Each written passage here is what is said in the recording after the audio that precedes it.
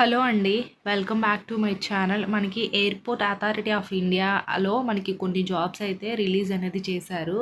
So, మనకిక్కడ ఏంటంటే mini రత్న category public sector enterprise ద్వారా మనకి జాబ్స్ అనేదైతే రిలీజ్ చేశారు. కేవలము మనకి ఇంటర్ అర్హత ఎవరికైతే ఉంటుందో మేల్ అయినా, ఫీమేల్ అయినా సరే ప్రతి ఒక్కరు కూడా అప్లై అనేది చేసుకోవచ్చు.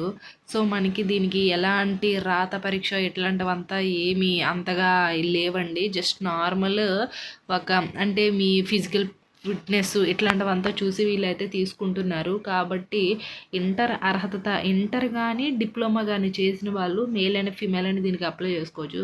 దీని యొక్క కంప్లీట్ డీటెయిల్స్ అన్నీ మనం ఈ వీడియోలో అయితే తెలుసుకుందాం. చివరి వరకు అయితే చూడండి. మీకు ఏమైనా డౌట్స్ ఉన్నా, మీకు ఏ టైప్ ఆఫ్ జాబ్స్ కావాలనే సరే ఖచ్చితంగా కామెంట్ అని చేయండి.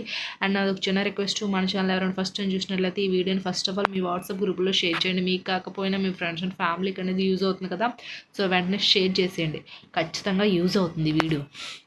సో ఇక్కడైతే చూసేయండి, మనకి airport of authority of India అనేది ఇచ్చారు కదా. A Miniratna category public sector enterprise eastern region NSBL airport Kolkata అనేది ఇచ్చారు కదా. సో ఇక్కడ ఇది చూడండి, recruitment of junior assistant fire services అయితే ఇచ్చారు. సో మనకి ఇక్కడ జూనియర్ అసిస్టెంట్ పోస్టులు అయితే ఎయిర్పోర్ట్ వాళ్ళు అయితే భర్తీ చేశారు.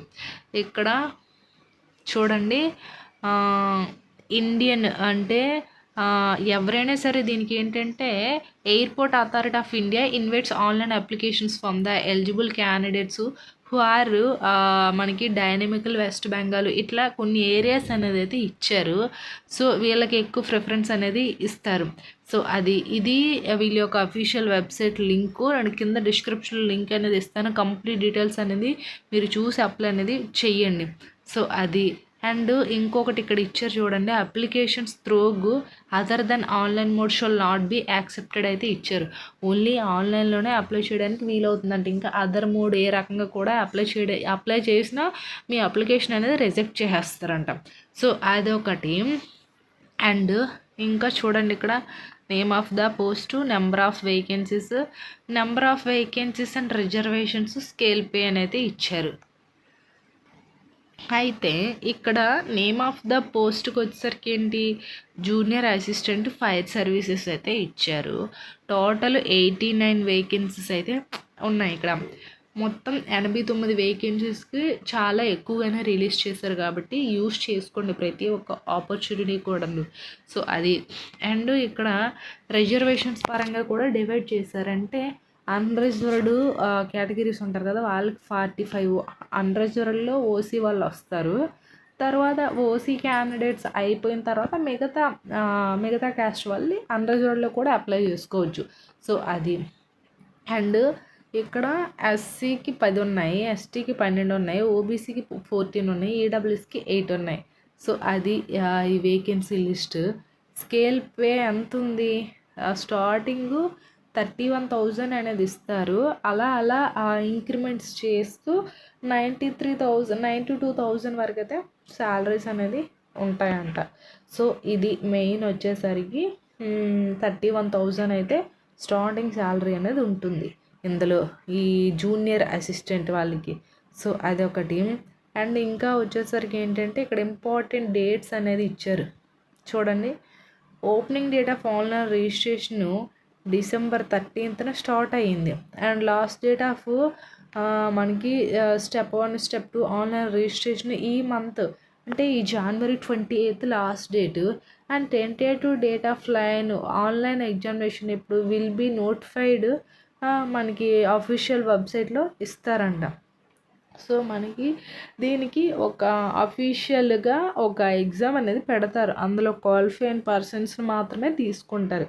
సో అయితే వీళ్ళు టెంటేటివ్గా చెప్తున్నారు ఎగ్జామ్ ఉంటుందని, బట్ అది ఏదైనా సరే వీళ్ళ యొక్క అఫీషియల్ వెబ్సైట్లో రిలీజ్ చేస్తారంట. So last date January 28th. And also ఇక్కడ ఎమల్యుయేషన్స్ అయితే ఇచ్చారు మనకి. ఇవి ఒకసారి కూడా మీరు చదవండి. అంటే ఏమంటే మనకి పెర్క్స్ ఉంటాయి, హెచ్ఆర్ఏ బెనిఫిట్స్ ఉంటాయి, ఇంక్లూడింగ్ సిపిఎఫ్, మనకి social security schemes, medical benefits ఇట్లాంటివంతా కూడా ఉంటాయి. And basic pay and dearness allowances. అంటే మనం ఇందులో జాబ్ చేసిన తర్వాత మనకి శాలరీతో పాటు అదర్ అలవెన్సెస్ ఉంటాయి. అంటే హౌస్ రెంట్, ఇప్పుడు ఒక మనకి రూమ్ ఇస్తారు, ఫ్రీగా క్వార్టర్స్ ఇస్తారు, అండ్ మెడికల్ ఏదైనా హెల్త్ ఇష్యూస్ వస్తే ఫ్రీగానే ట్రీట్మెంట్స్ అనేది ఉంటుంది, అండ్ పిఎఫ్ ఇట్లాంటివంతా కూడా అదర్ అలవెన్సెస్ కూడా ఉంటాయి వీళ్ళైతే అంటున్నారు. సో ఇది మెయిన్ వచ్చేసరికి ఈ అలవెన్సెస్ కూడా చాలా బాగుంటాయి. అండ్ ఇక్కడ ఏజ్ క్రైటీరియా వచ్చేసరికి చూడండి, ఏజ్ క్రైటీరియా 18 to 30 years అయితే ఇచ్చారు. 18 to 30 years ప్లస్ ఇక్కడ నాన్ క్రిమినల్ లేయర్స్ ఉంటారు కదా ఓబీసీ వాళ్ళు, వీళ్ళకి 3 years ఇచ్చారు.